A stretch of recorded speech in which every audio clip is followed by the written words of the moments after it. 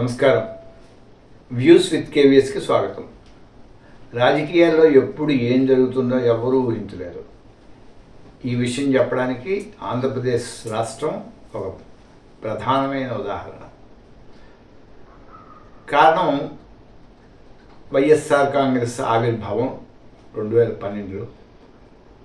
అదే సమయంలో కాంగ్రెస్ అధిష్టానాన్ని ఎదిరించిన వైఎస్ జగన్మోహన్ రెడ్డి గారు కొంతకాలం 16 నెలల పాటు జైల్లో ఉన్నారు. ఆ సమయంలో వైఎస్ఆర్ కాంగ్రెస్ ప్రచార బాధ్యతల్ని, సారథ్య బాధ్యతల్ని వైఎస్ షర్మిల, జగన్మోహన్ రెడ్డి గారి సోదరి చేపట్టారు.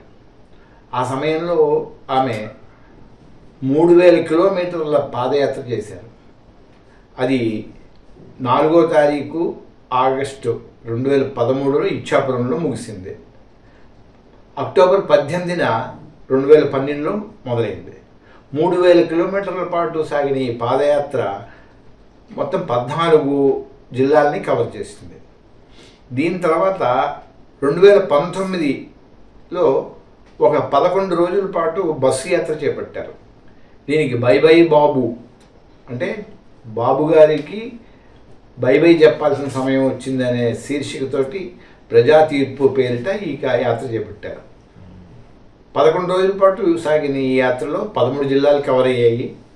1553 కిలోమీటర్ల పాటు ఆవిడ ప్రయాణం చేశారు. ఇక్కడే ఒక ప్రధానమైన విషయం చెప్పుకోవాల్సింది. జూన్ 12 తర్వాత వైఎస్ఆర్ కాంగ్రెస్ పార్టీ పార్లమెంట్ సీటుకి 18 అసెంబ్లీ స్థానాలకి జరిగిన ఉప ఎన్నికల్లో 15 అసెంబ్లీ స్థానాలని గెలుచుకుంది. ఒక పార్లమెంట్ స్థానాన్ని చేజిక్కించుకుంది. ఇదంతా దీని వెనకాల ప్రచారం, సారథ్య బాధ్యతలు వైఎస్ షర్మిల గారు చేపట్టారని చెప్పని చూసారా, ఆ సమయంలో అన్నమాట ఇది జరిగింది. ఆ తర్వాత ఆశ్చర్యకరంగా ఆవిడ వైఎస్ఆర్ గారి పేరు మీద తెలంగాణలో పార్టీని ఏర్పాటు చేశారు. ఇది అందరినీ చాలా ఆశ్చర్యంలోనికి లోను చేసింది. కానీ దీని ప్రధాన ఉద్దేశం ఏమిటి అని ఆలోచిస్తే, ఒక ఎన్నికల్లో ఒక ఊపు, తనకంటూ తెలంగాణలో నాకు కూడా ఒక ముద్ర వైఎస్ రాజశేఖర రెడ్డి గారి బిడ్డ కింద అనేది ఆవిడ అభిప్రాయం. సరే, మధ్యలో తర్వాత ఏం జరిగిందో ఏమో తెలియదు, కానీ ఆవిడ కాంగ్రెస్ పార్టీని మద్దతిస్తూ ఆవిడ తన పార్టీని కాంగ్రెస్లో విలీనం చేశారు. అది ఎప్పుడు జరిగింది? 2023 నవంబర్లో జరిగింది. ఆ తర్వాత తెలంగాణలో ఎన్నికలు పూర్తయిన తర్వాత వైఎస్ షర్మిల గారిని ఏపీ పిసిసి అధ్యక్షురాలుగా నియమించారు. చూడండి, ఇదంతా ఎట్లాగే జరుగుతుంది అనేది. వైఎస్ జగన్మోహన్ రెడ్డి గారి సోదరు అవడం ఏమిటి, ఆవిడని ఏపీ పిసిసి చైర్మన్ అధ్యక్షురాలుగా చేయడం ఏమిటి? దీని వెనకాలంటే రాజకీయం ఉన్నట్టే కనిపిస్తుంది మనకి.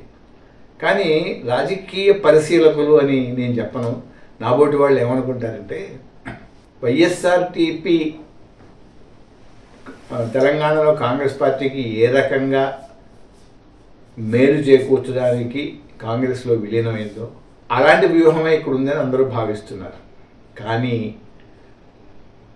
కొంతమంది అనేది ఏంటంటే, వైఎస్ఆర్ కాంగ్రెస్ పార్టీకి ఇప్పుడు కొద్దో గొప్ప వ్యతిరేక ఓట్లు ఉన్నాయి. ఆ ఓట్లు చీలిపోతే వైఎస్ఆర్ కాంగ్రెస్ పార్టీ వచ్చే ఎన్నికల్లో కొంచెం దెబ్బతినే ప్రమాదం ఉంది. దీన్ని వైఎస్ రాజశేఖర రెడ్డి గారి కుమార్తె కింద ఆవిడకున్న అభిమానాన్ని, ఆవిడకున్న ఫాలోయింగ్ని ఉపయోగించుకుని ఆ ఓట్లని తను మళ్లించుకుందామని కాంగ్రెస్ పార్టీ ఎత్తుగడగా కనిపిస్తుంది. ఇది రాజకీయం, ఆంధ్రప్రదేశ్లో జరుగుతున్న రాజకీయం ఇది. సరే, బీజేపీ, టీడీపీ, జనసేన కలిసి ఒక కుటుంబం కింద ఫార్మ్ అయ్యాయి. వాళ్ళది అంటే ఒక కాంక్రీట్గా ఒక ఓట్ బ్యాంకు తయారైంది వాళ్ళకి. సో లాస్ట్ టైం కూడా పెద్దగా అంటే వైఎస్ఆర్ కాంగ్రెస్ పార్టీకి 151 సీట్లు వచ్చినా కూడా మెజారిటీలు పెద్ద సంఖ్యలో లేవు.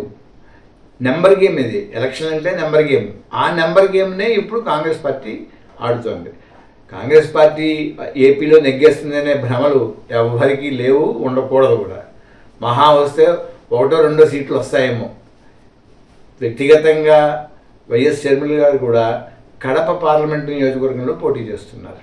సరే, నిన్న చెప్పుకున్నాం గిడుగు రుద్రరాజు గారిని రాజమండ్రిలో నిలబెట్టారు, మల్లిపూడి మంగపతి పళ్ళరాజు గారిని కాకినాడలో నిలబెట్టారు.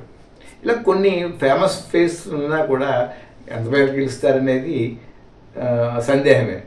వీళ్ళ గెలుపుకి కానీ కాంగ్రెస్ పార్టీ ఏపీలో పటిష్టపడడానికి కానీ వైఎస్ షర్మిల గారి నాయకత్వం ఏ మేరకు ఉపయోగిస్తుంది అనేది మనం చూడడానికి మనం జూన్ 4వ తారీఖు దాకా ఆగాల్సిందే. ఇది ఈరోజు వ్యూస్ విత్ కేవీఎస్.